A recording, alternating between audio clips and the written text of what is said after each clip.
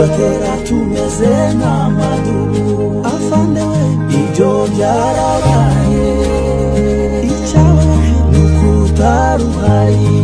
Turabasuhuje mwese bakunzi bacu muduteze amatwi kuri Tuzarutsinda TV ndetse no ku Ndondo TVN, tubararikira mu makuru twabateguriye mu ijoro ry'uyu munsi ku itariki 30 z'ukwezi kwa kane mwaka w'ibihumbi 2026.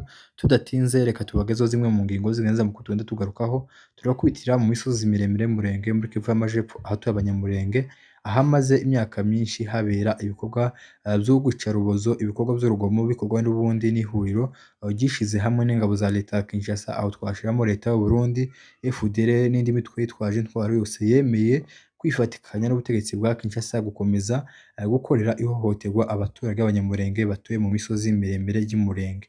Nkuko mubizi yuko ingabo za leta ya Kinshasa ndetse n'abafatikanije bose bafunze inzira kugira ngo bicishe abaturage b'Abanyamurenge inzara, bababuze uburenganzira bwabo nk'abandi bakongomani bose, nkuko abandi banyekongo bose baja mu bice bashaka, baje aho bakeneye, ariko umunyamurenge ibice byinshi ntabyemereye kujamwo byo muri Kongo, kandi Minembwe naho ari muri Kongo, ariko abaturage bahereye Minembwe nta gice na kimwe bemereye kujamo usibye muri Minembwe gusa batuye, naho mu nkengero za Minembwe hose hari umwanzi, bafungiwe inzira zose n'ubundi ni leta ibarobanura n'abandi banyekongo, kandi natwe turi abanyekongo kimwe n'abandi, ariko ku rwango rwa leta ya Kinshasa batwanze yuko turi abatutsi, yuko dufitanye isano n'Abanyarwanda, niyo mpamvu bakoze iyi borokisi kugira ngo batwicishe inzara.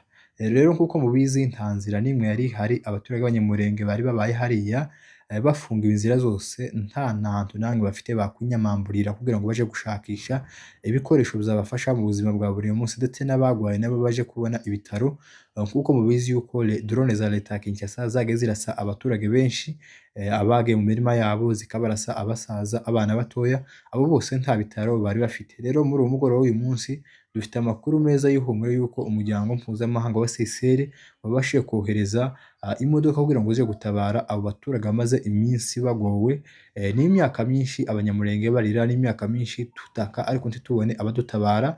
Ariko kuri uyu munsi wa none tubazaniye amakuru meza yuko umuryango wa CICR wabashije kohereza amamodoka menshi kugira ngo uje gutabara izi mbabare zigorewe mu Minembwe. Izi modoka zaraye ahitwa Fizi, muri teritwari ya Fizi nyine, zirakomeza zigera point zero zica muri Aduyi, ariko ntabwo ari ku mbabazi n'ubundi za leta ya Kinshasa kuba zavuye iriya zaciye za Fizi ari muri Aduyi zikaza kuvura abaturage mu Minembwe. Ntabwo ari ku mbabazi z'ubutegetsi bwa Kinshasa, ntabwo ari ku mbabazi z'ubutegetsi bwa Gitega kubera yuko izi modoka zabaciyemo hagati, ahubwo ni ku gitutu c'amahanga, ni ku gitutu bashize kuri leta ya Gisegeti, ni ku gitutu bashize kuri leta ya Ndayishimiye bari bamaze iminsi bafunze inzira.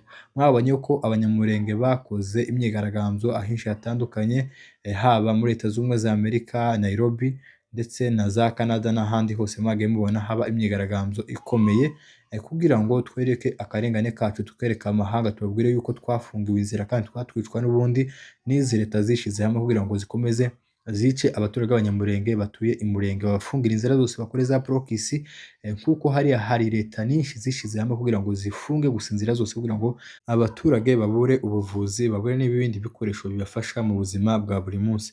Izo zose nizo twaga twerekana mu myigaragambyo, dusaba ubutabera, dusaba imiryango mpuzamahanga kutuvuganira, no kubwirira leta ya Kinshasa na Gitega kudukuraho inkota, nkuko bose bacuriye umugambi hamwe wo kugira ngo bicishe abaturage inzara. Mu by'ukuri mbabwire yuko imyigaragambyo twakoze hari yabereye DC, hari yabereye Nairobi, yose mu by'ukuri yagize ico itwara. Ubutegetsi bwa Kinshasa ntibwari buzi yuko Abanyamurenge benshi bashigikiye twigwaneho, bashigikiye abarevolutionnaire ba AFC muri rusange, bari bazi yuko abaturage benshi bashigikiye leta, ariko byabatangaje kubona yuko habayo sensibilisation, abaturage ibihumbi n'ibihumbi bakaja mu mihanda, haba DC haba Nairobi, kugira ngo berekane akababaro. Ibyo zose mu by'ukuri amahanga yarabirebye, iravuga ati ahari aba bantu ico bavuga kirahari, bafite umubabaro, bafite ikibatera kuza mu mihanda bagaragaza akababaro kabo, bagaragaza akarengane kabo.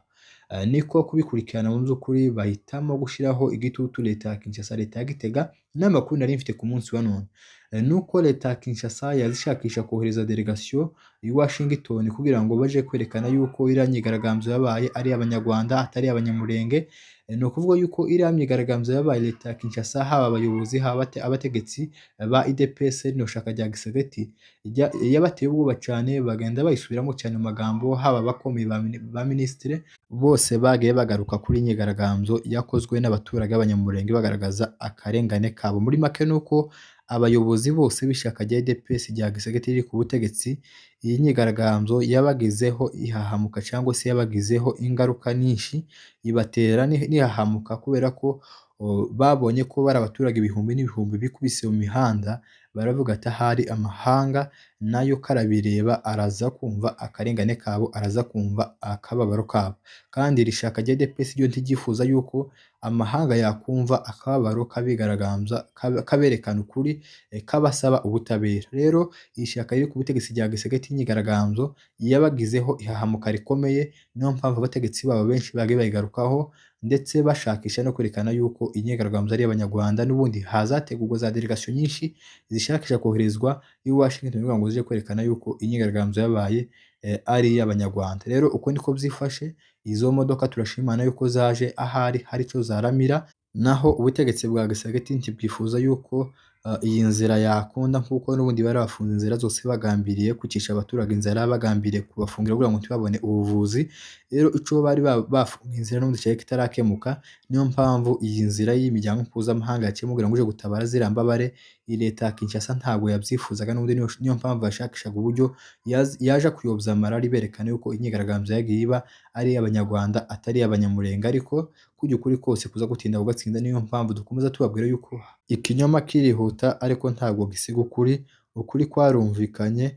Turashimira abanyamurenge bose mu by'ukuri ku bwitange bakoze, abari diaspora berekana akarengane kabo. Iyi nzira twakoresheje mu by'ukuri, uyu niwe musaruro wayo turi kubona ku munsi wa none. Rero uko niko byifashe, turashima Imana yaciye iriya nzira, iriya miryango mpuzamahanga ikarenga, kandi kuba yarenze umurenge yaciye muri adu, yaciye mu butegetsi bwa leta ya Kinshasa bakabaha inzira bakabayobora, ntabwo ari ku mbabazi z'ubutegetsi, ntabwo ari ku mbabazi z'abashigikiye buno butegetsi, ahubwo n'ubundi ni ku gitutu cy'amahanga bashizeho. buno butegetsi bwa Kinshasa bubura ikindi bwiregura, bubura ikindi bivuga, kuko bari bamaze guhekegwa mu bijanye na politike, bahitamo kubyumva n'ubundi bareka izi modoka zirarenga. Rero tuzakomeza tubabwire uko bikomeza kugenda bimera. Mwari kumwe n'umunyamakuru ugenda ubagezaho amakuru 5 kuri 5, mukora subscribe kugira ngo ntimukaza mucikwa n'amakuru tubagezaho umunsi ku wundi.